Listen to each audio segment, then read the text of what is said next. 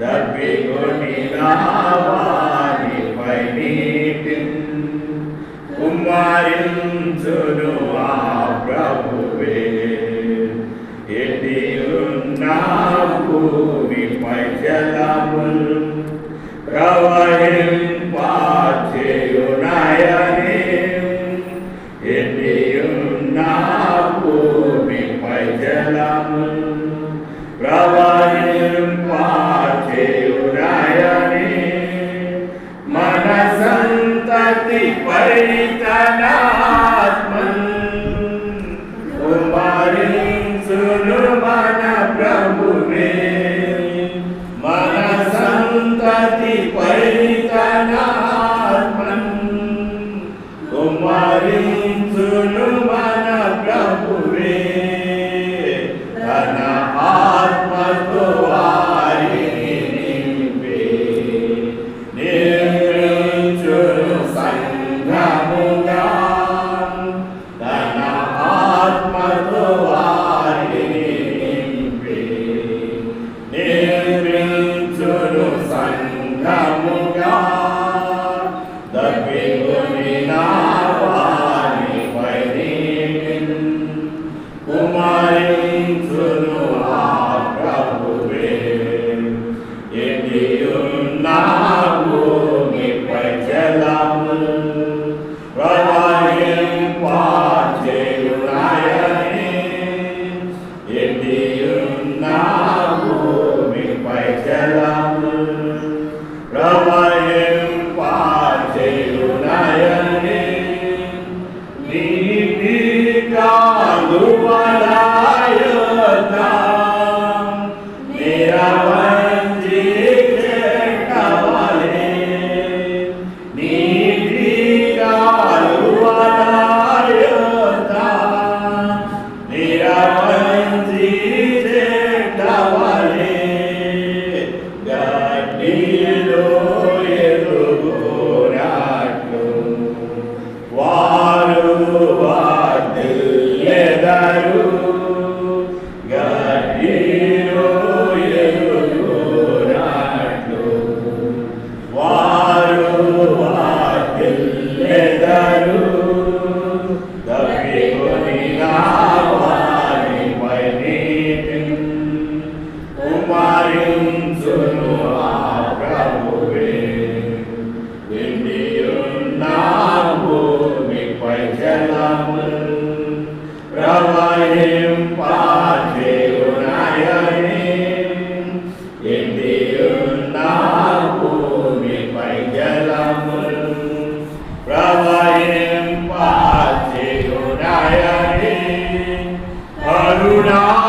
కరుణాపీఠముపై నుండి మాట్లాడెను మన దేవుడే.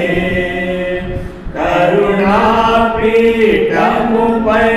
నుండి మాట్లాడెను మన దేవుడే. పరలోకము నుండి స్వరము వినిపించెను మన దేవుడే. పరలోకము నుండి స్వరము వినిపించెను మన దేవుడే. దప్పికొని నావానిపై నీటిని కుమ్మరించును ఆ ప్రభువే. ఎట్టియున్నా భూమిపై జలములు ప్రవహింపచేయునయని, ఎట్టియున్నా భూమిపై జలములు ప్రవహింపచేయునయని, ఆకాశము తెరువబడగా మాట్లాడెను మన దేవుడే.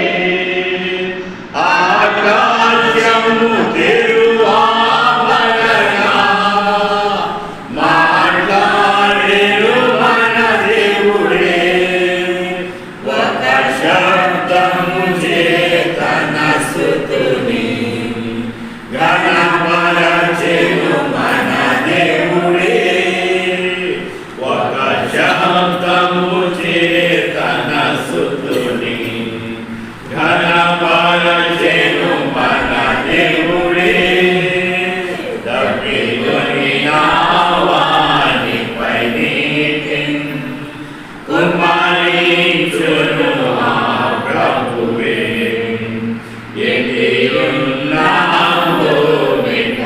జలముల్ ప్రవహింపచేయునయని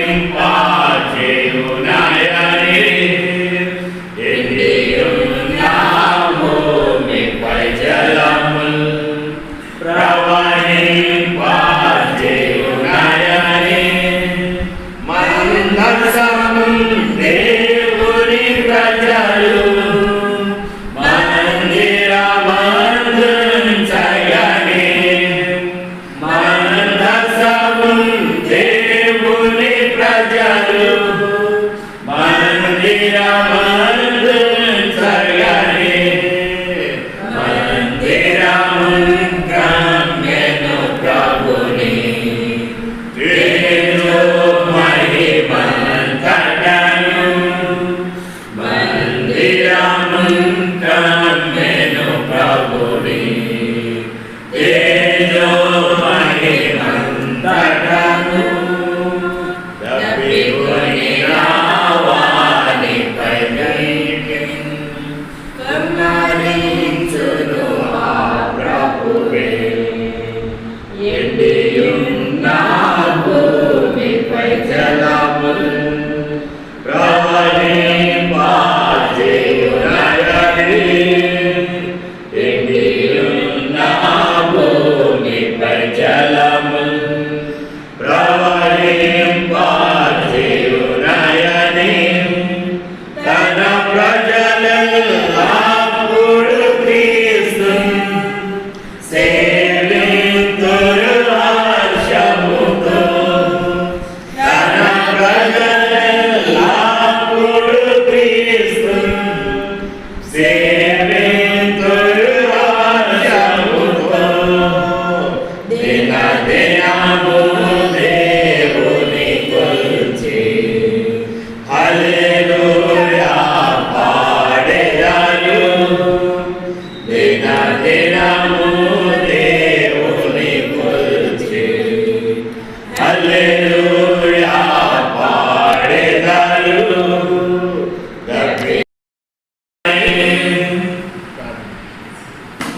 ప్రేమలైన మా ప్రియమైన తండ్రి, పరిశుద్ధుడైన మా ప్రభువా, నీకు వందనాలు చెల్లించుకుంటున్నాను.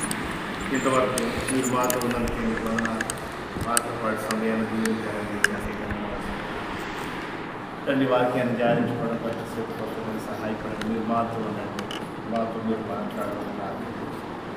అయ్యా నీ సహాయం మా జీవాత్మ శరీరాన్ని సమర్పించు. ప్రభా తండ్రి సదిలో సహాయపడండి, కృప చూపించండి. ఈ ప్రభువా నీకు వందనాలు స్తోత్రాలు. రాగలిగింది బిడ్డలు బట్టి నీకు వందనాలు స్తోత్రాలు. తండ్రి ప్రభువా, మరి ఇంకెవరైనా నీ ఏర్పాట్లు వారిని మీ సందుకు తోడుకొని రమ్మని సందుకు ప్రార్థన చేసి అయ్యా మీ దయ చూపించండి, కృప చూపించండి, సహాయపడండి. మీ చిత్తానుసారంగా నడిపించమని వేడుకుంటూ మీ హస్తాన్ని అర్పించండి. మా ప్రభు అయిన యేసుక్రీస్తు వారి పరిశుద్ధమైన నామమున ప్రార్థించి స్తుతించి వేడుకున్నాం తండ్రి, ఆమేన్.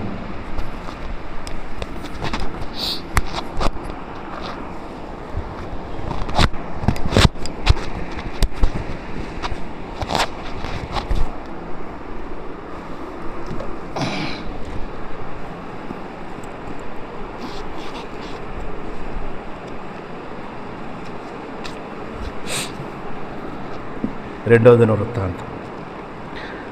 వృత్తాంతములు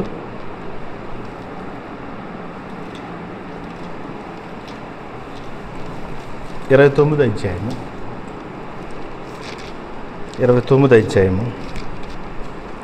11వ వచనాన్ని మనం అంత కలిసి చదువు. 29 రెండవ దిన వృత్తాంతములు 29వ అధ్యాయము 11వ వచనం.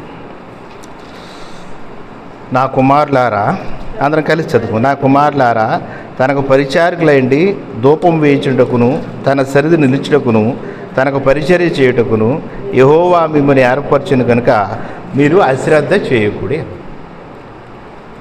నా కుమారులారా, తనకు పరిచారకులైండి, మనకి ఇవన్నీ తెలుసు. ధూపం వేయించుటకును, తర్వాత తన సన్నిధిని నిలుచుటకును తనకు పరిచర్య చేయుటకును యెహోవా మిమ్మును ఏర్పరచుకొనెను.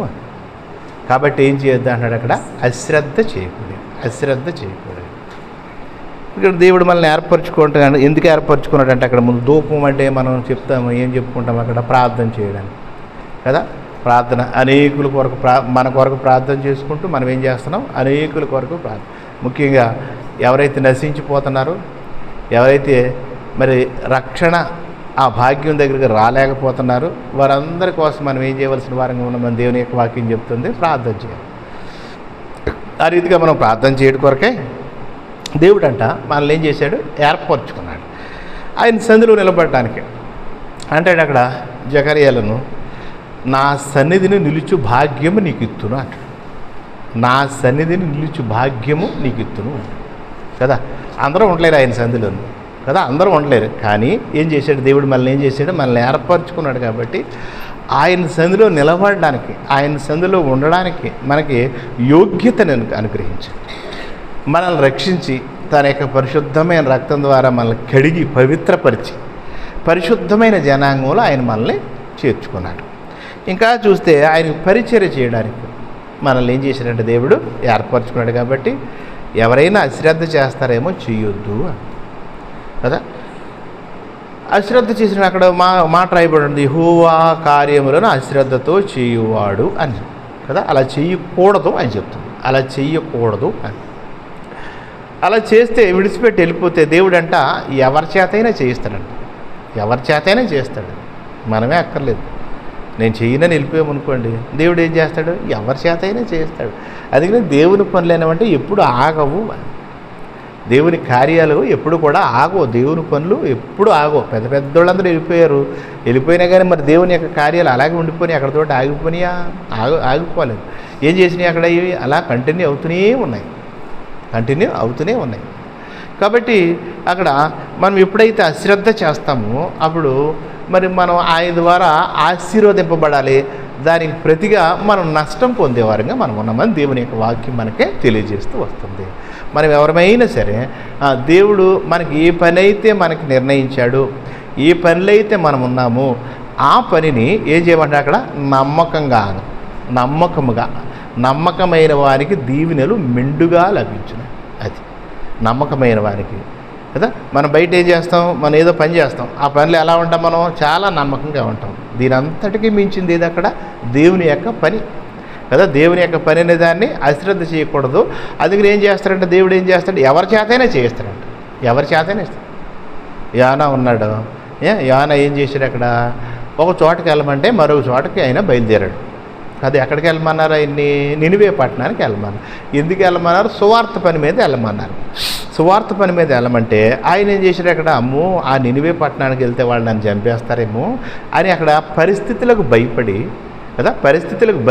ఏం చేశాడు, అక్కడికి వెళ్ళి వెళుతున్నానని చెప్పి ఎక్కడికి బయలుదేరాడు, అక్కడ తర్షీష్కి వెళ్ళిపోవడానికి అక్కడ ఇష్టపడుతూ వస్తున్నాడు.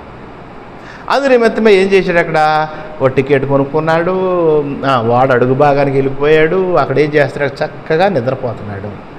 ఇక నాకేం పని లేదు అన్నట్టుగా ఏం చేస్తాడు, అక్కడ నిద్రపోతున్నాడు. దేవునికి కనిపించదా కదా, దేవుని అన్ని సమస్తం కూడా ఆయనకి ఎలా ఉందంటే చాలా స్పష్టంగా కనిపిస్తాయంట. సమస్తం మనకు కనపడవు చాలా. అదే చెప్తారు చూడండి, ఓ పక్షి అంట వేటగాడు వస్తాడని తల ఏం చేసి ఇసుకలో పెడద్దంట, బాడీ అంతా బయట ఉంటుందంట. అప్పుడు ఏం చేస్తా, చాలా ఈజీగా పట్టుకుపోతాడు, శత్రువు ఏం చేస్తే ఈజీగా పట్టుకుపోతాడు. అందుకని నేనేం చేస్తాడు, వాడు అడుగు భాగానికి వెళ్ళిపోయి అక్కడ చక్కగా నిద్రపోతాడు. మనకు తెలిసినది ఇదంతా కూడా ఎప్పుడు చదువుతూ ఉంటాం మనం. మరి నిద్రపోయినప్పుడు దేవుడు ఏం చేశాడు, అక్కడ మహా అద్భుత కార్యాన్ని చేసుకుంటూ వచ్చాడు. అక్కడ తుఫాన్ పుట్టించాడు. ఆ తుఫాన్లోనేమో ఏం చేశాడు, వాడ మునిగిపోసాగింది. అటువంటి సమయంలో యోనాయే ఏం చెప్పాడు, అక్కడ నన్ను బట్టి ఇది వచ్చింది, నన్ను బట్టి ఈ తుఫాన్ వచ్చింది, కాబట్టి నన్ను తీసుకెళ్ళి ఏం చేయండి ఆయన అందలేసాడు. ఆయన అడ్రస్ కూడా చెప్పాడు, నేను హెబ్రీయుడను, ఆకాశమునకు భూమికి సృష్టికర్త అయిన యెహోవా యందు నేను భయభక్తులు గలవాడిని అని చెప్పాడు. రైట్, చాలా బాగుంది కదా. అప్పుడు దేవుడు ఏం చేశాడు, అక్కడ ఇంకొక మనుషుల్ని ఎవరిని కూడా నియమించలేదు. అక్కడ మరి ఎవరిని కూడా నియమించలేదు. ఒక వాడని తీసుకొచ్చి అక్కడ పెట్టలేదు. ఎవరిని పెట్టాడంటే అక్కడ ఒక చేపను పెట్టాడు, ఒక మత్స్యాన్ని పెట్టాడు, అంటే మనం చెయ్యిపోయినా కానీ దేవుడు ఆయన సృష్టిలో ఉన్న ఇదేంతోటైనా చేయిస్తాడు. ఏ జంతువు చోటైనా, ఏ పక్షితోటైనా కదా. కాకి ఏం చేసింది, ఏలే దగ్గరికి ఆహారాన్ని పట్టుకెళ్ళింది. కాకి కదా ఏలే దగ్గర ఆహారం పట్టుకెళ్ళింది. అలాగే బిలాము దారి తప్పు తిరుగుతూ ఉంటే గాడిదకి ఏమి ఇచ్చాడు, దేవుడు నోరు ఇచ్చాడు. కదా, నూరిచ్చాడు, మాట్లాడింది కదా. అక్కడ అవ్వమ్మ దగ్గరికి ఎవరు వచ్చారు? సర్పం ఏం చేసింది? అక్కడ మాట్లాడుతూ వచ్చింది అక్కడ కదా, సర్పం మాట్లాడింది. ఈ రీతిగా మనం చూస్తే కనుక దేవుడు ఏం చేస్తాడు? సృష్టిలో ఉన్న దేని చేత అయినా కానీ ఏం చేస్తాడు? అక్కడ ఆయన కార్యాన్ని ఆయన చేసుకుంటూ వెళ్తాడు. అది ఎందుకంటే ఆయన జీవం గల దేవుడు, ఆయన చూసే దేవుడు, ఆయన మాట్లాడే దేవుడు, సృష్టికర్త అయిన దేవుడు, ఆయన సృష్టికర్త అయిన దేవుడు. కాబట్టి ఆ సృష్టిని నిర్వహించాలంటే ఆయనకు తెలుసు, ఎలా చేయాలో అన్నీ కూడా ఆయనకు తెలుసు. మనుషులు మన పెద్ద జ్ఞానులు కాదు, బుద్ధి జ్ఞానముల సర్వసంపదలు ఆయన యందే గుప్తములే. బుద్ధి జ్ఞానముల సర్వసంపద అటువంటి గొప్ప దేవుడు. అందుకని ఏం చేస్తాడు అక్కడంటే ఆయన కార్యాలన్నీ కూడా ఏం చేస్తాడు? అక్కడ చక్కగా నిర్వహించే దేవుడిగా ఉన్నాడు. ఎవరు ఆయనకి ఏమి కూడా చెప్పక్కర్లేదు, ఎవరు ఆయన బోధించక్కర్లేదు. మనం చదువుకున్నామే యోబు గ్రంథంలో ఓ మాట చూడండి. యోబు గ్రంథం 36వ అధ్యాయము 22వ వచనంలో ఏమైనా ఉంది?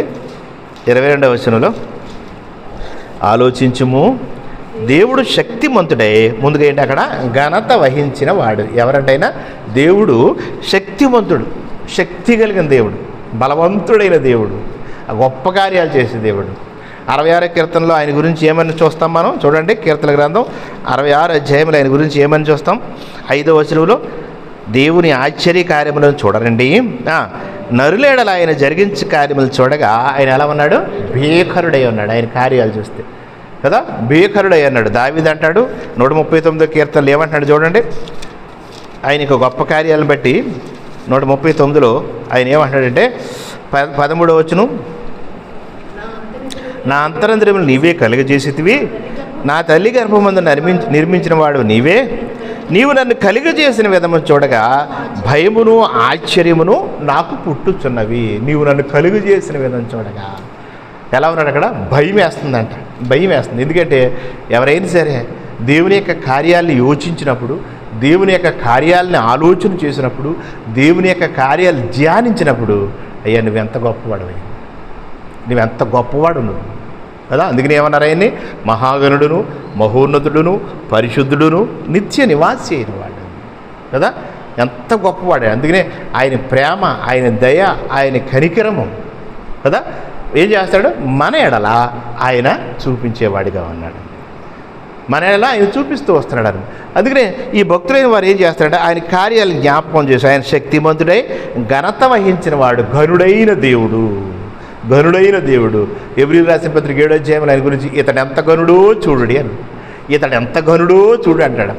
అక్కడ ఎవరి గురించి? అక్కడ మన ప్రభువైన అయిన యేసుక్రీస్తు వారి గురించి ఎంత ఘనుడైన, ఎంత గొప్పవాడు కదా. ఈనాడు మనుషులు ఆయన శక్తి, ఆయన యొక్క ప్రేమ, ఆయన యొక్క కరుణ, ఆయన యొక్క ఆశ్చర్యకరమైన బుద్ధి తెలియక ఈ అజ్ఞానులైన మనుషులు ఏం చేస్తున్నారు? ఆయన్ని విమర్శిస్తున్నారు. కానీ ఆయన యొక్క ప్రేమను ఒక్కసారి మనం జ్ఞాపకం చేసుకుంటే కదా, మనుషుల నిమిత్తమై ఆయన చేసిన త్యాగాన్ని ఒకసారి జ్ఞాపకం చేసుకుంటే ఆయన ఎటువంటి వాడు? అక్కడ ఘనత వహించిన వాడు. అంతకు మించిన వారు ఎవ్వరు కూడా లేరు, యేసుప్రభువుని మించిన వాళ్ళు ఎవ్వరూ కూడా లేరు అని చెప్తూ ఇక్కడ ఏమన్నాడంటే ఆయనను పోలిన బోధకుడు ఎవడు కదా. భూమి మీద ఎన్ని బోధలు చేసినా యేసుప్రభు యొక్క బోధకి ఏది కూడా సాటి రాదు. లేకపోతే యేసుప్రభు కనుక నడిపించకపోతే ఏ బోధ రాదు. అందుకనే ఆయనను పోలిన బోధకుడు ఎవరు అని. ఈ రీతిగా దేవుడు మనకి ఎప్పుడు ఏం చేస్తాడు? అక్కడ మనకు బోధిస్తున్నాడు. అక్కడ అంటాడు చూడండి, కీర్తన గ్రంథంలో మనం తెలిసిన మాట, కీర్తన గ్రంథం 31వ అధ్యాయము, కీర్తన గ్రంథం 31వ అధ్యాయము 8వ వచనంలో 32:8 నీకు ఉపదేశం చేసేదను, నీవు నడవలసిన మార్గమును నీకు బోధించేదను, నీ మీద దృష్టి ఉంచి నీకు అది బోధిస్తూ వస్తున్నాడు. ఆయన నడిపిస్తూ వస్తున్నాడు. కాబట్టి సృష్టిలోవి ఏవైనా సరే, ఏదైనా అది పక్షి కావచ్చు, లేదా జంతువు కావచ్చు, లేదా చేప ఏదైనా కావచ్చు, ఇవన్నీ కూడా అక్కడ దేవుని యొక్క పనుల కొరకు ఏం చేసినాయి? అక్కడ సిద్ధపరచబడ్డవి. అయితే దేవుడు ఆ ఆధిక్యతను మనకిచ్చాడు, ముందుగా మనకిచ్చాడు. మనం అవిధేయులమైనప్పుడు దేవుడు ఏం చేస్తాడు, అక్కడ వాటినే ఆయన ఉపయోగిస్తూ వస్తాడు. ఆకాశమా ఆలకించుము, భూమి చెవియొగ్గుమంటాడు. మనుషుల గురించి మాట్లాడుతూ యెషయా గ్రంథం 1వ అధ్యాయంలో ఆకాశమా ఆలకించుము, భూమి చెవియొగ్గుము అంటాడు. ఎవరంటున్నారు? ఇంకాను ఆకాశంతో చెప్తున్నాడు, భూమితో చెప్తున్నాడు, నా ప్రజలు ఈ విధంగా తయారయ్యారు, ఈ విధంగా చేస్తున్నారు. సరే, ఇప్పుడు మనం దేవుని యొక్క కార్యాలు ఎవరి చేతైనా చేయిస్తాడు కాబట్టి మనం యోనా కొరకు సిద్ధపరచబడిన మత్స్యాన్ని కొన్ని నిమిషాలు మనం ధ్యానించి అప్పుడు మనం ప్రార్థన చేసుకుందాం కదా. చేప అది మనం చూస్తాం, అది పెద్ద చేపని, తిమింగలమని కదండి, తిమింగలమే కదా మరి, అది చాలా పెద్ద చేపని. దాన్ని దేవుడు ఏం చేశాడు, అక్కడ సిద్ధపరిచాడని మనం చూస్తూ ఉంటాం, చదువుతూ ఉంటాం, ధ్యానిస్తూ ఉంటాం మనం, అలాగే మనం చెప్తూ ఉంటాం మనం. అయితే ఇప్పుడు ఇందులో దాని గురించి ఏమన్నా ఒకసారి చూద్దాం. యోనా గ్రంథం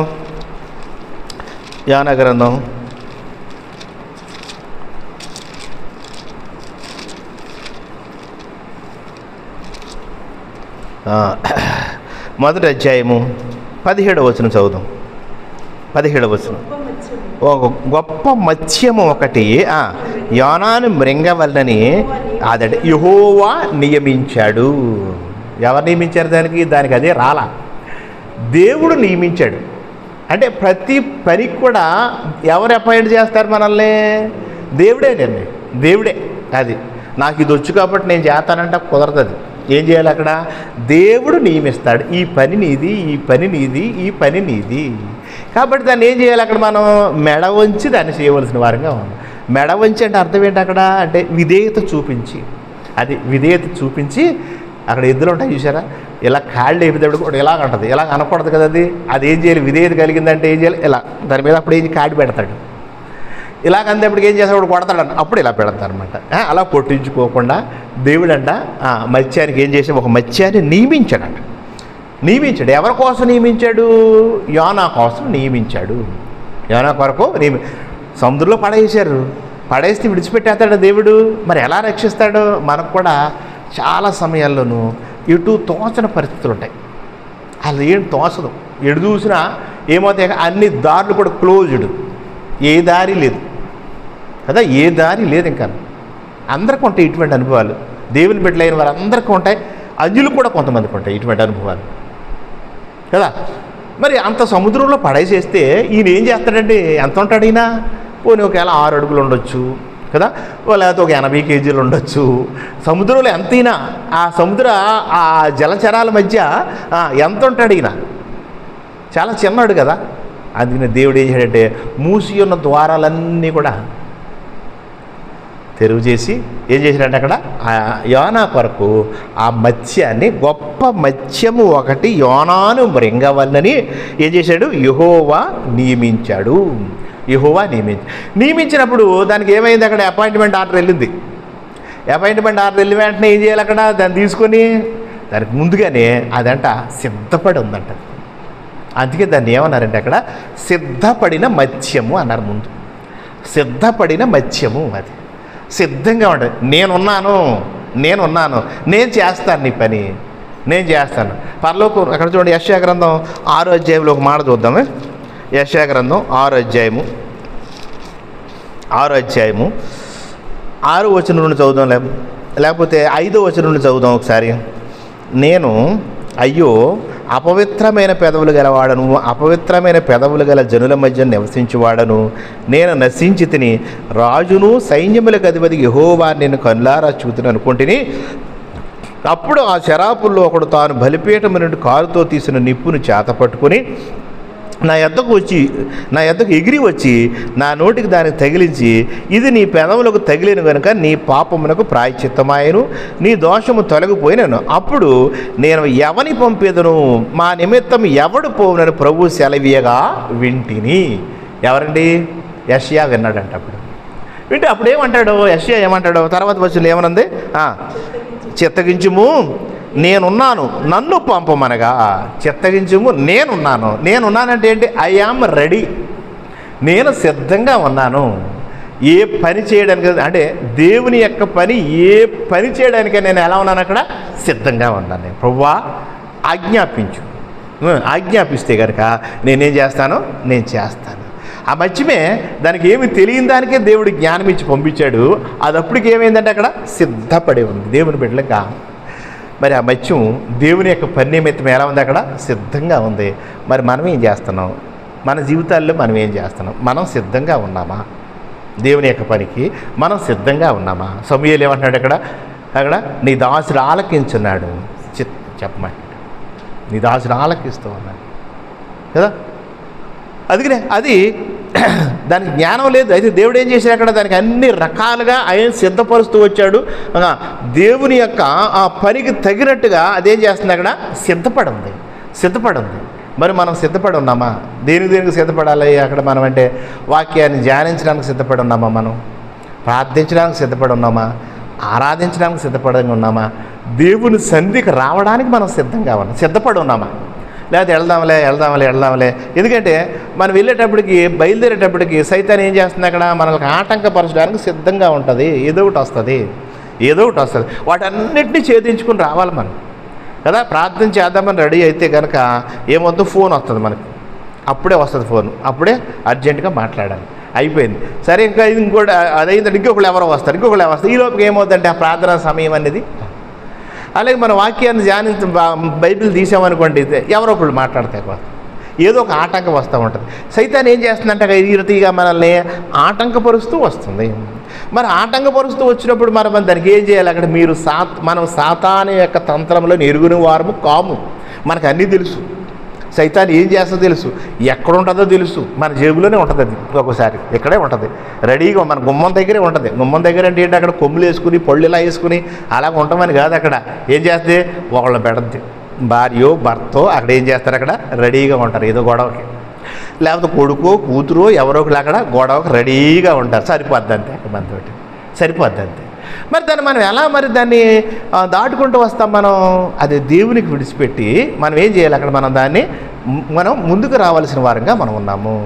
మొన్న ఒకసారి చెప్పానే, ఒక అబ్బాయి ఏం చేస్తాడు, అక్కడ పడుకుని అది ఇలా బైబిల్ ఇలా తిరగేస్తామన్నాడు. సైతాన్ ఏమో అక్కడ రెడీగా ఉందని, అంటే వీడిని ప్రేరేపించడానికి అనమాట. ఏ రీతికి సరే ప్రేరేపించాలి, దాని నుండి అక్కడ ఆ దారి నుండి తొలగించాలి.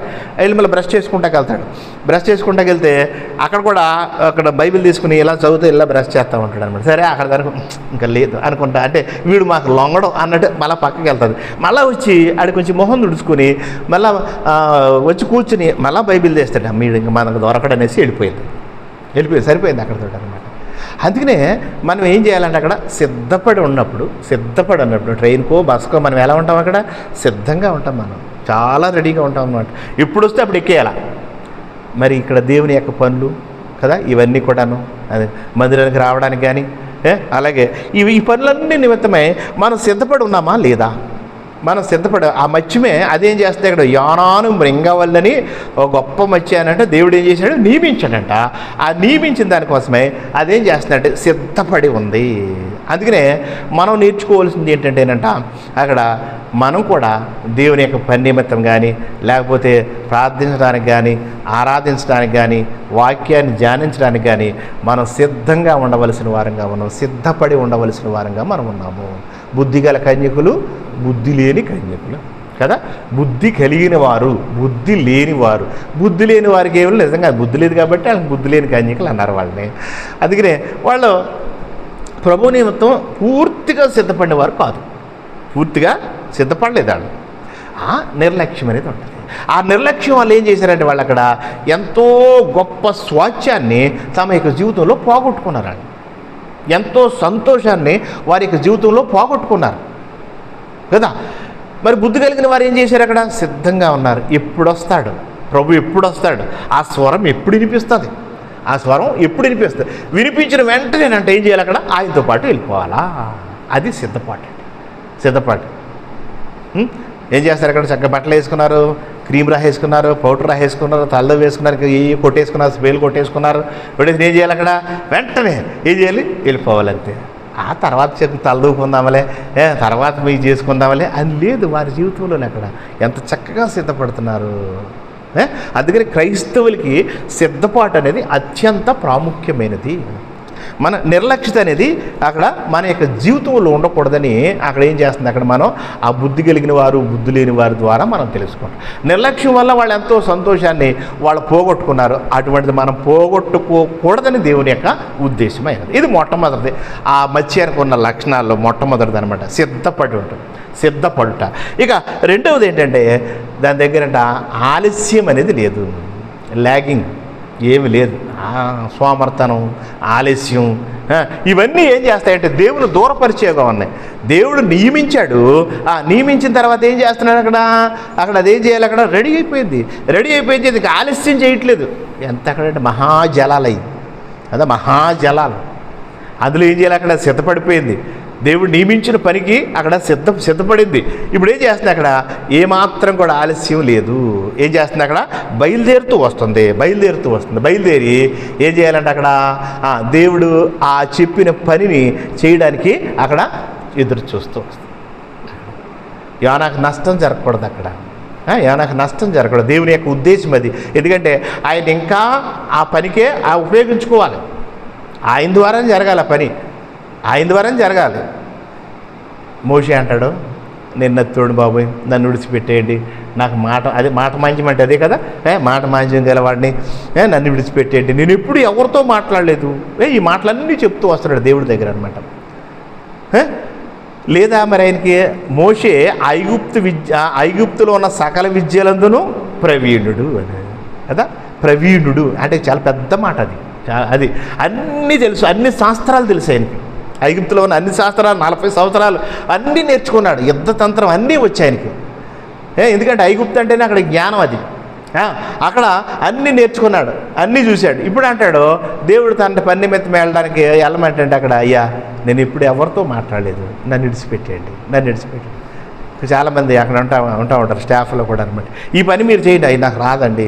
మరి ఎందుకు, మనకు అంత జీతం ఇవ్వడం, మరి చాలా జీతం ఇస్తారు కదా, ఏం చేయాలి, అక్కడ వాళ్ళు చెప్పిన పని అక్కడ చెయ్యాలి.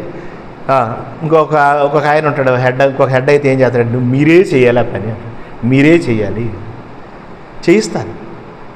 అందుకే ఇక్కడ మరి మోషేని దేవుడు ఏం చేశాడు, అక్కడ ఏర్పరచుకున్నాడు. మోషే నాయకత్వం ఎంత గొప్ప నాయకత్వం తెలుసు అలా, నిజంగాను అటువంటి లీడర్షిప్ ప్రపంచంలో ఎక్కడ కనిపించదు.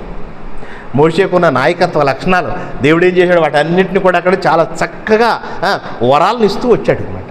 అన్నీ కూడా అంతమందిని నడిపించినటువంటి మాటలండి, అక్కడ అంతమందితో మాట్లాడేటువంటి అంతమందిని సరిదిద్దడం అంటే ఎంత గొప్ప విషయం కదా. మరి దేవుడు ఏం చేశాడంటే ఆయనలో ఆ లక్షణాలు చూశాడు, ఆ లక్షణాలు పెట్టాడు. దాన్ని ఏం చేస్తాడు దేవుడు, ఏం చేస్తాడు, అక్కడ ఉపయోగించుకుంటూ వస్తాడు, వాటిని ఉపయోగించుకుంటూ వస్తాడనమాట. అందుకే అక్కడికి ఆలస్యం చేశాడు, అక్కడ ఆయన ఆలస్యం చేశాడు. వదిలే ప్రభు, ప్లీజ్ విడిచిపెట్టండి. ఆయన ఏమంటాడు, నో ఏ కావాలి, నువ్వే కావాలి, నాకు నువ్వే కావాలి. ఇదేం చేయలేదంట అక్కడ, ఈ చేప ఏం చేయలేదంటే, ఈ మత్స్యం ఏం చేయలేదంటే అక్కడ ఆలస్యం అనేది లేదంట తన యొక్క జీవితంలో. ఆలస్యం లేదు. ఎవరు చెప్పారు నాకు పని, ఎవరు చెప్పారు, దేవుడు చెప్పిన పని. కాబట్టి దేవుడు చెప్పిన పని ఏం చేయాలి, అక్కడ నేను చెయ్యాలి. రెడీ అయిపోయింది కదా, ఇన్ టైంలో వచ్చేసింది, అక్కడ ఇన్ టైంలో వచ్చేసింది. నో ఏం లేదు అక్కడ, లేట్ అనేది లేదు, లేట్ చేసే అవకాశం లేదు. మరి దేవుని బిడ్డలైన మనం ఏమైనా ఆలస్యం చేస్తున్నామా, ఎక్కడెక్కడ ఆలస్యం చేస్తున్నాం మనకు తెలుసు. ఎక్కడెక్కడ ఆలస్యం చేస్తున్నాం మనం, ఎక్కడెక్కడ మనం వెనకబడుతూ వస్తున్నాం మనం. అదంట ఆలస్యం చేయకుండా ఏం చేసింది, పరిగెత్తుకుని వెళ్ళిపోయిందండి. కొంతమంది ఆదివారాలు చూస్తాం అనమాట, చెమటలు కొక్కుంటా పరుగు వాళ్ళకి పాపం బళ్ళేవు కదా, మరి ఆటోల మీద వెళ్ళలేరు. అయినా సరే ఏం చేస్తారు, అక్కడ బైబిల్ పెట్టుకుని పరుగే అనమాట. అసలు దారిలో చూస్తూ ఉంటాను అనమాట, ఎంత చక్కగా పరిగెడతారో బైబిల్ పట్టుకుని. అక్కడ చూస్తే ఎంత సంతోషం వేస్తుంది అనమాట. ఎందుకని అక్కడ దేనికోసం వాళ్ళు అంత ఆతృత పడుతున్నారు, దేవుని వాక్యం దేవుని కోసం పరుగు దేవుని సందులో అందరిలో ఉండాలి. నేను అందరూ దేవుని బిడ్డలు అందరి మధ్యలో నేను ఉండాలి, ఆ సమూహంలో నేను కూడా ఉండాలి కదా. అందరికన్నా ముందు నేను వెళ్ళాలి. అది నేను చేస్తారు, అక్కడ ఉదయాన్ని లేచిపోయి అన్నీ సర్దేసుకుని ఏం చేయాలంటే అక్కడ ఒకళ్ళు చెప్తారు, నరసాపురంలోనంట ఒక పెద్ద ఆయన ప్రార్థన పెడతాడంట. ఆ గోదావరి అవతల నుండి చాలామంది వస్తారంట, 2 రోజులు ఉంటారంట అక్కడ. వాళ్ళు నెలకు ఒకసారి వాళ్ళంట ముందు రోజు వచ్చేస్తారంట, అక్కడ మందిరంగాడు ముందు రోజు వచ్చేసి అక్కడే పడుకుంటారంట. ఇంకా అక్కడే పడ్డాం. ఒక్కొక్కళ్ళు ఎంతసేపు చేస్తారని అడిగితే అక్కడ ఆయన ఎంత చేస్తారు ఒక్కొక్కరు అంటే ప్రార్థన 30 గంట అంతసేపు చేస్తారు. అంతసేపు చేస్తారు కదా. అంతసేపు చేయడానికి కూడా ఏముండాలి అక్కడ, ఆ ప్రార్థన చేయడానికి అక్కడ మన దగ్గర మెటీరియల్ ఉండాలి. మెటీరియల్ లేకపోతే చేయలేము మనం కదా. వాళ్ళు చూడండి మరి అంత మళ్ళీ ధన్ మంచి చేద్దాం, ఆలస్యం లేదు, దేవుని సంధికి వెళ్ళాలి.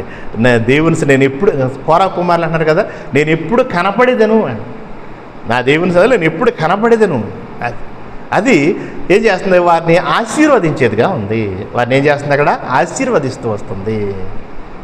దేవుని బిడ్డలంగా ఇది మనం జ్ఞాపకం చేసుకోవాల్సిన వారికి మనం దాని ద్వారా మనం అంటే ఆ మత్స్యం ద్వారా మనం నేర్చుకోవాల్సిన వారికి ముందుగా ఏం చేసింది అక్కడ, సిద్ధపడిపోయింది అక్కడ. రెండోది ఏం చేస్తుంది అక్కడ, నో లేట్, ఆలస్యం అనేది లేదు, ఆలస్యం అనేది లేదు. కాసేపు పడుకుందాం లేదు. ఏం చేస్తాం, లేవాలి, నేను పరిగెత్తాలి. వాళ్ళు చెప్తారు 84వ కీర్తనలు అంటున్నారు, ఏమంటారు ఇక్కడ, అక్కడ సైన్యములకు అధిపతికి యెహోవా నీ నివాసములు ఎంత రమ్యములు, యెహోవా మందిరావరములు చూడవలనని నా హృదయమును నా శరీరమును ఆనందంతో కేకలేస్తాను, ఆనందంతో కేకలేస్తాను, పరిగెత్తుకుని నేను వెళ్ళాలా అనే భావం అన్నమాట. ఆ రీతిగా ఆలస్యం అనేది లేకుండా ఏం చేస్తుంది అక్కడ, అదేం చేస్తుంది, దేవుని పని నిమిత్తమై అక్కడ సిద్ధపడి ఉంది. ఇక మూడోది ఏంటంటే అక్కడ దానికి అదంట విధేయత కలిగింది, ఒబీడియన్స్, విధేయత కలిగింది. విధేయత ఏం చేస్తుంది ఎప్పుడు కూడా అంటే, విధేయత తగ్గింపు జీవితం. దేవుని యొక్క మాటకి విధేయులైన వారు ఉన్నారు, దేవుని యొక్క మాటను ఏం చేశారు అక్కడ వ్యతిరేకించిన వాళ్ళు ఉన్నారు. దేవుని యొక్క మాటకే చూడండి, మత్తయి సువార్తలో మనం చూస్తాం. మత్తయి సువార్త 7వ అధ్యాయము 24వ వచనం. కాబట్టి ఈ నా మాటలు విని వాటి చొప్పున చేయు ప్రతివాడును బండ మీద తన ఇల్లు కట్టుకునేనా ఎవరంట, బుద్ధిమంతుడు. అది బుద్ధిమంతుడు. ఎవరి మాట విన్నారంటే అక్కడ, దేవుని యొక్క మాట వినినవారు, దేవుని యొక్క మాట వినినవారు అన్నమాట.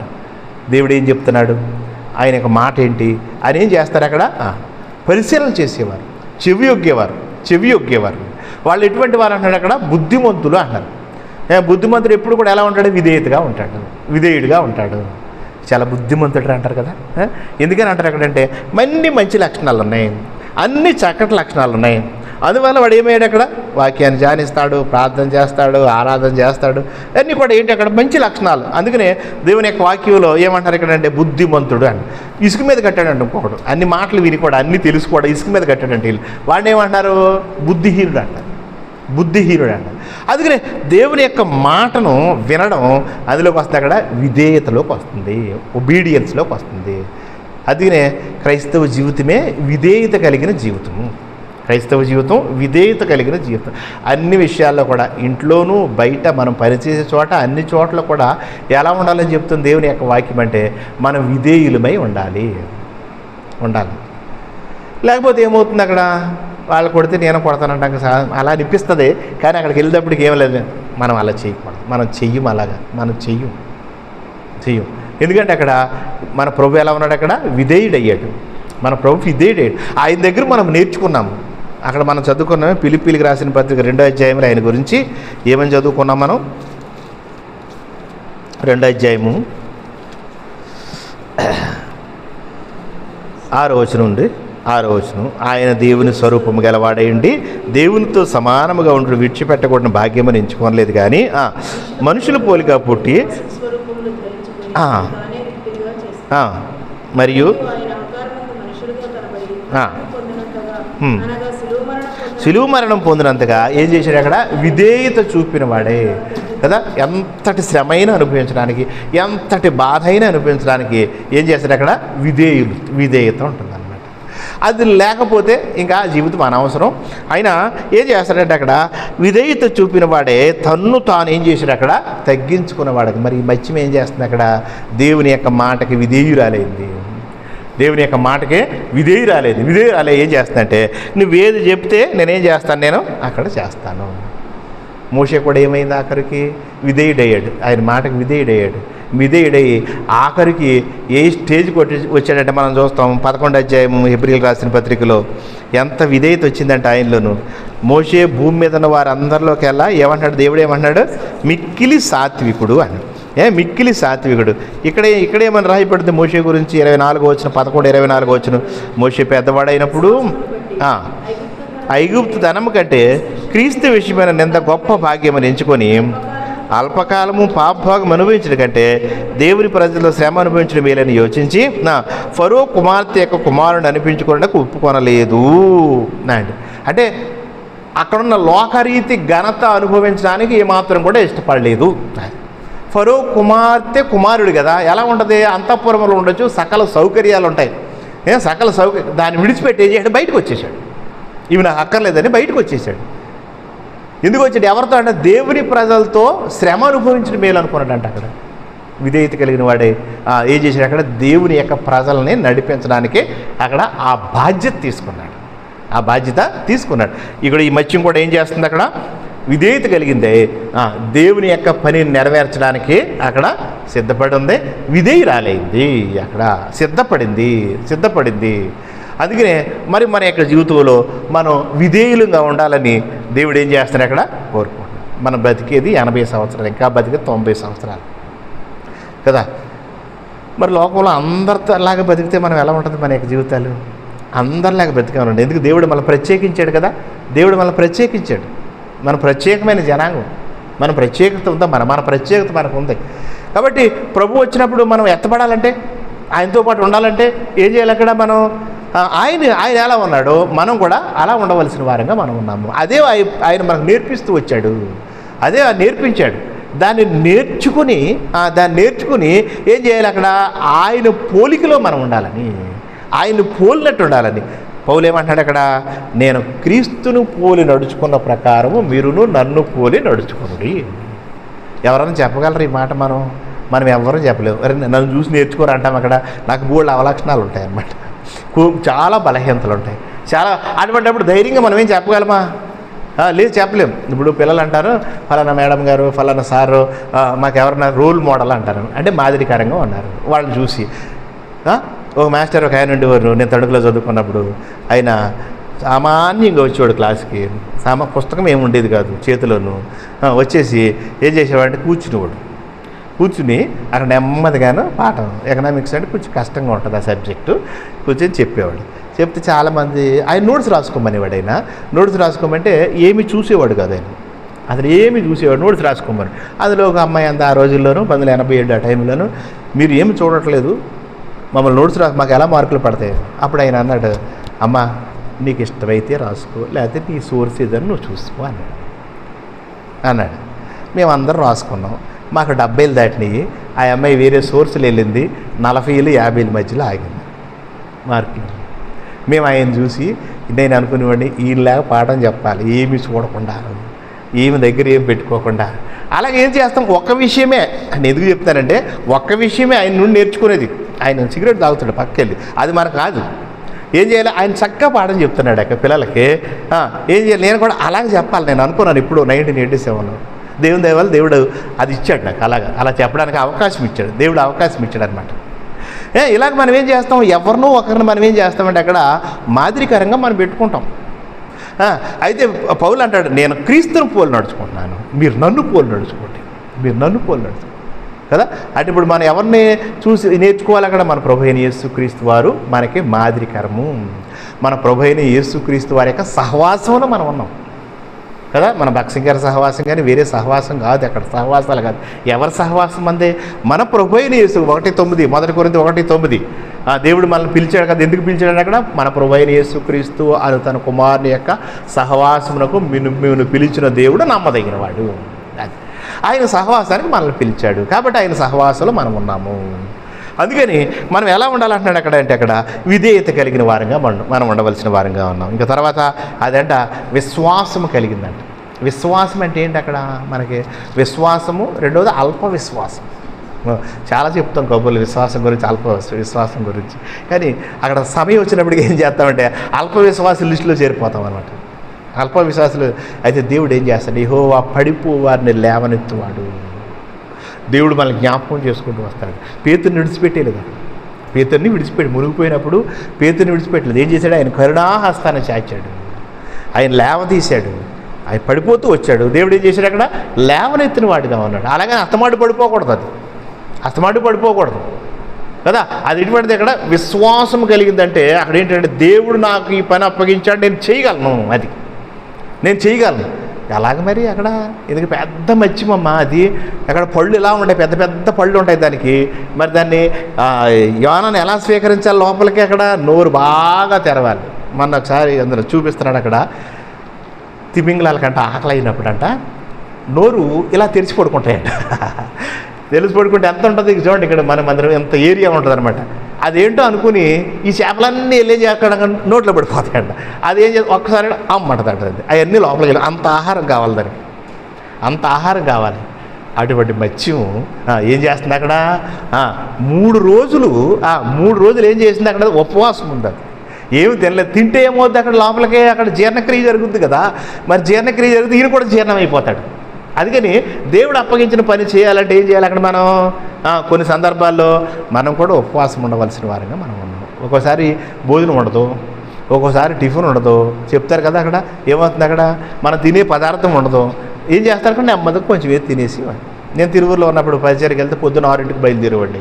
6ంటికి బయలుదేరి ఆటో ఎక్కి బస్ ఎక్కి మొత్తం 10 గంటలకు చేరు. వాళ్ళకి ఎవరో టిఫిన్ ఏం పెట్టేవారు కాదు. ఇంకా మంచి ఆకలి బాగా అయిపోయేది. వెళ్ళిపోయి మొత్తం ఆరాధన అంతా అయిపోయాక 1:30కు భోజనం చేసేవాడు. 5 గంటలు లేచినోడికి ఎంటీ స్టమక్తో వాడు. ఎవరి పని మీద వెళ్తున్నాం మనం? దేవుని పని మీద వెళ్తున్నాం. కాబట్టి దాని గురించి మనం ఏం చేయకూడదు, ఇక దాన్ని ఆలోచించవలసిన అవసరం ఏది కూడా లేదు. పెడితే తిందాం, లేకపోతే ఏం చేద్దాం అక్కడ? అలా వచ్చేద్దాం అంతే. దేవుడు సిద్ధపరచడం అనుకోండి, అది మనకు వస్తుంది. లేదనుకోండి, అలాగ మన దేవుడు ఏం చేస్తాడు? మనల్ని ఆయన కాపాడుతూ వస్తాడు. ఒక అన్న ఉండేవారు. నేను అక్కడ తిరువురులో పనిచేసినప్పుడు ఆయన ఏం చేశాడు? రాత్రి 8 గంటలకు వచ్చి ఫలానా చోటకి వెళ్దాం రా అన్న. ఆయనకు ఆటో ఉండేది, కారు ఉండేది. ఆటోలో తీసుకెళ్ళేవాడు. ఎక్కడెక్కడికో అడవిలోకి వెళ్ళేవాడు, వాకింగ్ చెప్పాలని. వెళ్తే వాళ్ళు ఏం చేసేవారండి, అక్కడ ఉన్న వాళ్ళందరూ కూడా అక్కడ ఏదో జంతువుని ఆటాడి తెచ్చుకొని అక్కడ మాంసం పోగులు వేసుకుంటారు. అయ్యగారు వచ్చారు అనేవారు అన్నమాట. అంతా పట్టుకెళ్ళి ఇంట్లో పెట్టుకుని వాళ్ళందరూ సిద్ధపడి వచ్చేటప్పుడు రాత్రి 10 అయ్యింది. అప్పుడు ప్రార్థన పెట్టేవాడు. ప్రార్థన పెడితే 11:30, 12 అయ్యింది. ఇంకా అప్పుడు ఏం తింటాం? ఇంకా అక్కడ తినే వాళ్ళు జొన్న రొట్టెలు చేసుకుంటారు, అది పెట్టేవారు. నెమ్మది తినేసి వచ్చి అంతే కదా. ఎవరి పని మీద వెళ్ళాం మనం? దేవుని పని మీద వెళ్ళాం. దేవుడు అదే సిద్ధపరిచాడు. కాబట్టి మనం ఏం చేస్తాం? దాన్నే తింటాం అంతే. దాని గురించి అసలు మాట్లాడవలసిన అవసరం కూడా లేదు. అసలు మాట్లాడకూడదు కూడా, అసలు మాట్లాడకూడదు. వాళ్ళు ఇది పెట్టారు, అది పెట్టలేదు అనేది అది మంచిది కాదనమాట. మరి ఏం చేస్తాం? మత్స్యం ఏం చేస్తుంది? యోనాను తీసుకెళ్ళాలి. మరి అన్ని చేపలు తినేది 3 రోజులు ఉండాలంటే ఎలా ఉండగలదు మరి అక్కడది? 3 రోజులు కదా. అది ఎలా ఉంది అక్కడ? విశ్వాసం కలిగింది కదా. దేవుడు ఏం చేస్తాడు? నాకు ఈ పని అప్పగించాడు, నేను చేయగలను చేసింది అక్కడ ఆ పనిని. అందుకనే దేవుడిచ్చిన పనిని ఏం చేసిందంటే అక్కడ అది నెరవేర్చింది. విశ్వాసం ద్వారా అది నెరవేర్చినట్టుగా మనం దేవుని బిడ్డలంగా మనం కూడా అటువంటి విశ్వాసం కలిగి ఉండాలని దేవుడు ఏం చేస్తాడు అక్కడ కోరుకుంటున్నాడు. ఇక ఆఖరుగా ఒక మాట చూసుకుని మనం ప్రార్థన చేసుకుందాం. అదంట ఆ దేవుని దాసుడిని యోనాని మోసుకెళ్ళిందంట. భద్రంగా పెట్టుకుంది. తన కడుపులో భద్రంగా పెట్టుకుని భద్రంగా తీసుకెళ్ళింది. ఎందుకని తీసుకెళ్ళింది అలాగా? అక్కడ దేవుడు ఏం చేశాడు? నాకు అప్పగించాడు ఈయన్ని. కాబట్టి నేనేం చేయాలి? అక్కడ చాలా భద్రంగా దేవుడు ఎక్కడైతే విడిచిపెట్టమన్నాడో నేను అక్కడ విడిచిపెట్టాలి కదా. ఆ పనిలో కూడా ఎలా ఉంది? అక్కడ నమ్మకత్వం అనేది అక్కడ కనిపిస్తుంది. పనిలో నమ్మకత్వం అనేది కనిపిస్తుంది అనమాట. అందుకే చాలా శ్రద్ధగా తీసుకెళ్ళింది. అందుకని ఇప్పుడు దేవుని దాసులు ఎవరైనా వస్తే కనుక మనకి ఎవరు తిమోతి గారని సేవకుల మీటింగ్ గడిపేస్తారు. మేము చిన్న పిల్లలు, డానీ అంతంత ఉండేవాళ్ళం అనమాట. ఆయన సూర్యరూపాలను తీసుకెళ్ళాలంట. ఆయనకు తెలీదు అక్కడికి వెళ్ళడానికి. 1975 ఆ టైంలోనూ తెలీదు. అయితే మాకు అప్పచెప్పేవారు. అక్కడ దేవుని దాసుడు వాళ్ళ అబ్బాయి ఉంటే ఆ ఇద్దరం కలిసి మేము వెళ్ళి ఇది రూట్ అని అక్కడ అప్పటికే ఆయన తెలియకపోతే మేము ఇంచుమించుగా వెళ్ళిపోయాం అక్కడికి. సూర్యరూపాలం వెళ్ళిపోయి ఇక్కడికి వెళ్ళాలంటే ఇక్కడి నుంచి వెళ్ళాలంటే అందుకని ఏం చేయాలి? అక్కడ చాలా శ్రద్ధగా మనం చూడాలి. అందుకని దేవుని దాసులంట మనం గౌరవించవలసిన వారంగా ఉన్నాం, శ్రద్ధగా చూడవలసిన వారంగా ఉన్నాం, శ్రద్ధగా మనం చక్కగా చూడవలసింది. ఎందుకంటే ఎవరి తరపున వచ్చాడు? ఆయన దేవుని తరపున వచ్చాడు. దేవుడు వచ్చినట్టే. అందుకని ఏమంటున్నారు అక్కడ? ఆతిథ్యము చేయ మరువకుడి. ఆతిథ్యం చేయాలి. కొందరు తెలియకేనంట ఏం చేశారంటే అక్కడ దేవదూతలకు వాళ్ళు ఏం చేశారు? అక్కడ పరిచర్య చేసిన వారుగా ఉన్నారు, ఆశీర్వదింపబడిన వారుగా ఉన్నారు. అబ్రహాం ఏం చేశాడు అక్కడ వాళ్ళని చూశాడు. అలా చూసేటప్పటికి ఇద్దరు వస్తున్నారు. వాళ్ళు వస్తుంటే ఏం చేశాడు, వెళ్ళాడు, వాళ్ళని చేర్చుకున్నాడు. అక్కడ ఆహారం సిద్ధపరచమని ఏం చేశాడు, అక్కడ శారాతో చెప్పాడు. అంతా రెడీ అయిపోయింది. లోపల తీసుకెళ్ళాడు. అక్కడ చక్కగా ఏం చేశాడు, వాళ్ళకే పరిచయం చేసినవాడు, పరిచయం చేశాడు.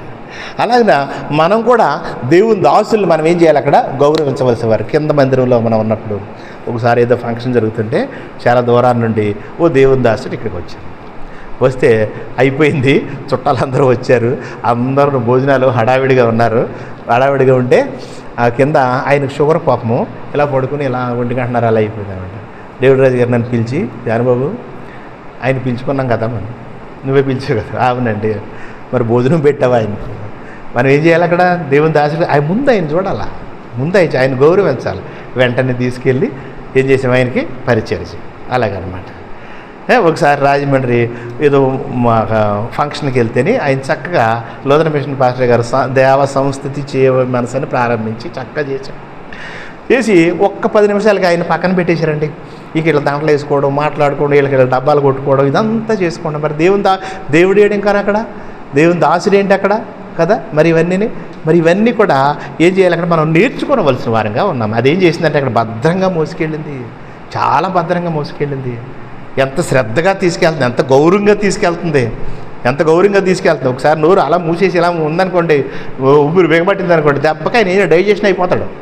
అదేం కాదు. అక్కడ ఏం చేస్తాడు, అక్కడ దేవుడు నాకు ఇది అప్పగించాడు కాబట్టి నేనేం చేయాలి, తీసుకెళ్ళి ఆయన్ని అక్కడ అప్పగించాలి. ఆ పని నెరవేర్చిన తర్వాత ఇక దాన్ని ఇష్టం చేసింది, వెనక్కి తిరిగింది దాని ఇష్టం, ఎంతైనా తినొచ్చు. ఈ రీతిగా ఆ మత్స్యము మనకి ఏమేమి నేర్పుతుందంటే అక్కడ మనం సిద్ధపడి ఉండాలని, దేవుని పని నిమిత్తమై ఎప్పుడు కూడా సిద్ధంగా ఉండాలని అది మనకు నేర్పిస్తూ వస్తుంది. ఆలస్యం చేయకూడదని, దేవుని సన్నిధి అంటే మనం పరుగెత్తే వారంగా మనం ఉండాలని అది మనకు నేర్పిస్తూ వచ్చింది. ఇంకా అదేం చేస్తుందంటే చక్కటి విధేయత చూపిస్తుంది.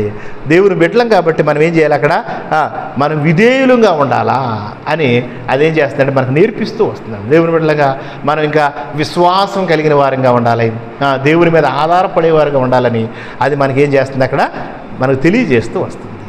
ఇక ఆఖరికి ఏం చేస్తుంది, దేవుని దాసుల్ని మనం గౌరవించాలని అది మనకు తెలియజేస్తూ వస్తుంది. దేవుని బిడ్డలంగా మరి ఈ రీతిగా మరి మనం ముందుకెళ్తే కనుక మన యొక్క జీవితాల్లో ఆశీర్వాదం పొందేవారంగా ఉన్నాం. అందుకే మనం చదువుకున్న మాట ఒక్కసారి చదువుకొని మనం ప్రార్థన చేసుకుందాం. 2వ వృత్తాంతం 29వ అధ్యాయము 11వ వచనం ఏమని తెలియజేస్తుంది అది చూస్తే కనుక మనందరం కలిసి చదువుదాం. 11వ వచనం, నా కుమారులారా తనకు పరిచారికులైండి, ధూపం వేయుచుటకును తన సన్నిధి నిలుచుటకును తనకు పరిచర్య చేయుటకును యెహోవా మిమ్మల్ని ఏర్పరచుకొని కనుక మీరు ఏం చేయొద్దంటే అక్కడ అశ్రద్ధ చేయకూడి. మనకు తెలియదు అనకూడదు. ఇంకా చాలా కాలం నుండి వచ్చిన తర్వాత నాకు తెలియదు అనకూడదు అనమాట. ఏం చేయాలి, అక్కడ తెలుసుకొని మనం చేయవలసిన వారంగా ఉన్నాం, మరి ఆ రీతిగా మనం చేస్తే కనుక దేవుడు ఏం చేస్తాడు, అక్కడ ఆయన మనల్ని నడిపిస్తాడు, ఆయన మనల్ని ప్రేమిస్తాడు, ఆయన మనల్ని ఆశీర్వదించేవాడిగా ఉన్నాడు. మరి దేవుని యొక్క ఆశీర్వాదాలు ఊరకనే వచ్చేస్తాయా? మరి ఏం చేయాలి, అక్కడ ఈ లక్షణాలన్నీ ఉంటే దేవుడు ఏం చేస్తాడు, అప్పుడు మనల్ని ఆశీర్వదించేవాడుగా ఉన్నాడు, మన కుటుంబాన్ని ఆశీర్వదించేవాడుగా ఉన్నాడు. ఆత్మీయంగా మనం ఏం చేస్తామంటే అక్కడ క్షేమాభివృద్ధిలోకి మనం నడిచేవారుగా. ప్రార్థన చేసుకుందాం.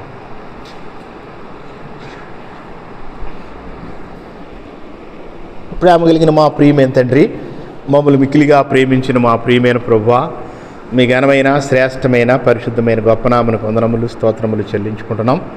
దయగలిగిన దేవుడు, ప్రేమ కలిగిన దేవుడు, శక్తి కలిగిన దేవుడు, మా బోధకుడు ప్రభువా, నీకు వందనాలు స్తోత్రాలు తండ్రి. ప్రభువా, మమ్మల్ని ముందుకు సాగింపజేసే దేవుడు ప్రభువా, నీకు వందనాలు స్తోత్రాలు చెల్లించుకుంటున్నాం. ఈ రాత్రి మీరు మాకు ఇచ్చిన మాటలను బట్టి నీకు వందనాలు స్తోత్రాలు చెల్లించుకుంటున్నాం. ప్రభువా, నీ కృపను బట్టి దయను బట్టి వందనాలు స్తోత్రాలు. యానాన్ని తీసుకెళ్ళే మత్స్యం, దానికి ఎటువంటి లక్షణాలు ఉన్నాయో మాకు తెలియజేస్తూ వచ్చారు, నీకు వందనాలు. వాటిని మేము కూడా తండ్రి ప్రభువా అనుకరించడం కొరకే మీ దయ చూపించమని సందులో ప్రార్థన చేస్తున్నాం. వాటిని మేము నేర్చుకొని నీ ముందుకు సాగుడు కొరకే సహాయపడుతున్నామని నీ సందులో ప్రార్థన చేస్తున్నాం. మమ్మల్ని మీరు జ్ఞాపకం చేసుకోండి, దయ చూపించండి. ఆత్మీయంగా మమ్మల్ని క్షేమాభివృద్ధిలోకి నడిపిస్తున్నామని నీ సందులో ప్రార్థన చేస్తున్నాం. ప్రభువా, సహాయపడండి, కృప చూపించండి. మీ దాసుల కొరకు ప్రార్థన చేస్తున్నాం. హైదరాబాద్ మరి సేవకులు మీటింగ్ వెళ్ళినట్టుగా సహాయపడుతుండండి. అక్కడ ఉన్న సమయాలన్నీ కూడా తండ్రి ప్రభువా ఆశీర్వాదకరంగా ఉంచమని నీ సందులో ప్రార్థన చేస్తున్నాం. మీ దాసులు అనేకులు అక్కడికి వచ్చినారు ప్రభా తండ్రి, చాలా సంతోషకరమైన సమయాలు అవి. ప్రభువా తండ్రి మరి నీ కృప చూపించి దయ చూపించి అక్కడ అటువంటి చక్కటి వాతావరణాన్ని మీరు అనుగ్రహించినందుకే నీకు వందనాలు స్తోత్రాలు చెల్లించుకుంటున్నాం ప్రభువా. సహాయపడండి, కృప చూపించండి ప్రభువా తండ్రి. మరి శత్రువు ఈ రీతిగా కానీ ఆటంకపరచకుండా మీ దయ చూపించమని సందులో ప్రార్థన చేస్తున్నాం. నీ కృప చూపించండి, మీ దయ చూపించండి తండ్రి ప్రభువా. ఆత్మీయంగా వారందరూ కూడా ముందుకు సాగుడు వరకు మీ దయ చూపించమని ప్రార్థన చేస్తున్నాం. ఏమైనా జ్ఞాపకం చేసుకొని మీ కార్యాలు నూతన పరుస్తురండి, సంఘ సరిహద్దును విశాలపరుస్తురండి ప్రభువా. కుటుంబాలన్నింటినీ బలపరచండి ప్రభువా. నీ కృపలో దయలో భద్రపరచండి. విశ్వాసం స్థిరులై ప్రభువా తండ్రి ముందుకు సాగుడు వరకే నీ కృపను అనుగ్రహించమని సందులో ప్రార్థన చేస్తున్నాం. మందిరం చుట్టూ మీ రక్త ప్రోక్షించండి, నీ పరిశుద్ధమైన దూతను కావలుగా ఉంచండి, మీ అగ్ని ప్రాకారాల మధ్య మందిరాన్ని ఉంచండి ప్రభువా. నీకు వందనాలు స్తోత్రాలు ప్రభువా తండ్రి. మరి శుక్రవారం తిరిగి మేము తండ్రి సందులో కూడుకొని ప్రార్థించవలసిన వారంగా ఉన్నాం. మమ్మల్ని జ్ఞాపకం చేసుకొని నడిపించండి. అలాగే ఆదివారం పరిచర్య కొరకే మమ్మల్ని సిద్ధపరుస్తున్నామని సందులో ప్రార్థన చేస్తున్నాం. నీ బిడ్డలు మీరు జ్ఞాపకం చేసుకొని దయ చూపించండి. మేము వెళుతుండగా మీరు మాతో రండి తండ్రి. ఇంటికి క్షేమంగా చేర్చమని సందులో ప్రార్థన చేస్తున్నాం తండ్రి. వాతావరణం కొంత అనుకూలమైంది కానీ ప్రభు అనుకూలపరిచారు. అందును బట్టి నీకు వందనాలు స్తోత్రాలు చెల్లించుకుంటూ మీ హస్తాలకు అప్పగించుకుంటూ మా ప్రభువును మా రక్షకుడు నేను యేసుక్రీస్తు వారి యొక్క పరిశుద్ధమైన నామములో ప్రార్థించి స్తుతించి వేడుకుంటున్నాం తండ్రి. మన ప్రభు అయిన యేసుక్రీస్తు వారి కృప తండ్రి అయిన దేవుని ప్రేమ పరిశుద్ధాత్మ యొక్క అన్యోన్య సహవాసము ఇప్పుడు ఎల్లప్పుడూ సదాకాలం మనందరితో నుండును గాక. ఆమేన్. Praise Lord. అందరికీ వందనాలు. Praise lord.